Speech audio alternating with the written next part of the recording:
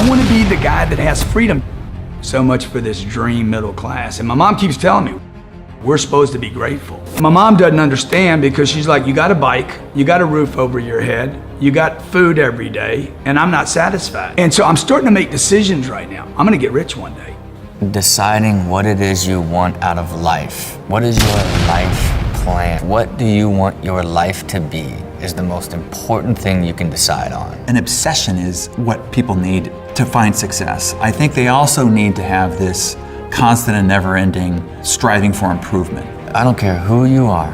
I don't care how successful you are going to doubt everything every step of the way. That is why faith is so important and literally the hardest one to master. What the mind can conceive and believe it can achieve. For most people, what they do is exterior driven. It's driven by what we think others think we should have. It's not what we think we should have. If you can develop the habit of deciding what you want to do and planning every step and in doing it, you're only going to get better and better at it and do it bigger and bigger and bigger. Things go real fast here, okay? Life is real short and you're gonna die early.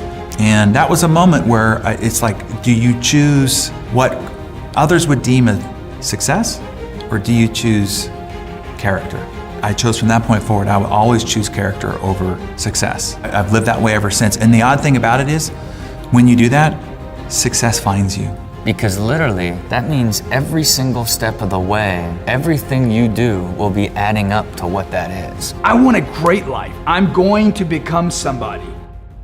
And if it takes you 5 years, 10 years, 20 years, you will find energy in slowly moving towards it with the ultimate end in mind of what you want to achieve. And I think for most people, they are too consumed with their lives and the things around them and just surviving or getting by or finding what their reason for getting up the next day is and, oh, do I want to do this job, or too much stress and pressure to even create a life plan in the first place. You know, I think most people don't even consider what they want out of life, especially when you're young, you know, and God forbid you are in your 20s.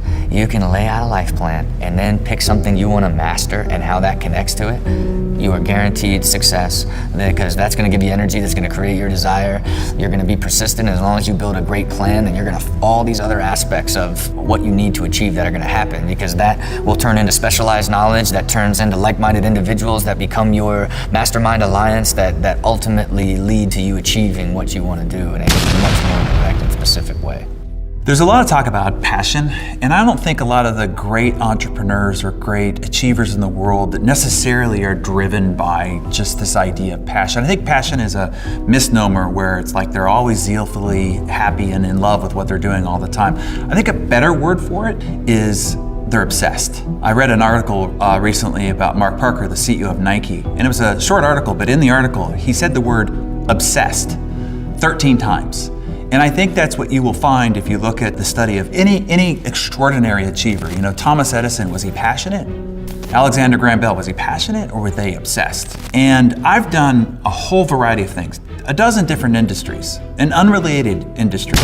And each time I would say that what drove me was an obsession, not a passion necessarily. I wasn't necessarily like joyful about the process all along the way. And I think that's the way people misunderstand passion. But I was certainly obsessed about getting it to a point of excellence. I think an obsession is what people need to find success. I think they also need to have this constant and never-ending striving for improvement. They gave me a little pill and said, you need to take this little pill every day. I said, dude, I came here to get off pills, okay? And before I left, the counselor grabbed me and said, hey, if you don't give up your ideas of getting rich, because in 28 days you share your whole life, all your dreams, your goals, everything. They're trying to get to what happened. Give up all your ideas of writing books. Give up your ideas of helping people all over the world. Just help the alcoholic and the drug addict, and that'll be enough. Give up any ideas of being rich and famous, being free and financially wealthy. Give it up, okay? Because if you need to be satisfied with one thing, not using drugs every day. So I went home with my little pill, sat down that night, looked at that little pill on the little table that I had, and remember what that dude was telling me, give up all these ideas. Looked at that pill. I'm like, dude, I'm gonna show this guy that I'm not powerless, not unmanageable. I can control my life. I'm gonna get rich. And so if I could just stay busy, okay, if I could just have a place to work every day and something to do and somebody to call and somebody to be in front of, that was my big fear. My big fear was that little white pill. I threw those in the trash that night. Never would use another one again. And I just made a decision that day not to quit, not to be powerless, not to be unmanageable, but to be somebody. And I've been doing that since I was 25. Every day waking up, today I'm gonna be somebody. I'm not just gonna think about it, I'm gonna be somebody today. I'm gonna grow into who I should be. Really, it's not even about landing that trick. You just really don't believe that you were meant to be successful. After all of that work on the subconscious and the auto-suggesting of saying it over and over, and then testing now to where you're at a 10 of believing that you were meant to be successful. My entire existence went on an insane trajectory. I was just a mediocre pro skateboarder, like half-ass entrepreneur up until that point, and literally my entire life trajectory turned into this incredible success from that point on. I am more than aware that I am built off these incredible successes at a very young age. I had taken incredible risks my entire young life that really gave me the confidence to fail. Where I built such a self-belief where even in failure I knew, well, okay, that here's why that didn't go. I'm gonna do this now. And I'm incredibly grateful for that because it's given me a chance to create and build a life much different than if it would have been based off of failure. I was in 11th grade and the bell had rung and I was quickly running out of class. It was AP English and I needed to get to baseball practice because that night we had a game. But the teacher stopped me and said, "Darren, I need to speak with you," which is never good, right? So I certainly go up to her desk and she hands our latest essay to me. And it had a big fat red letter on it, way too far down in the alphabet to be any good.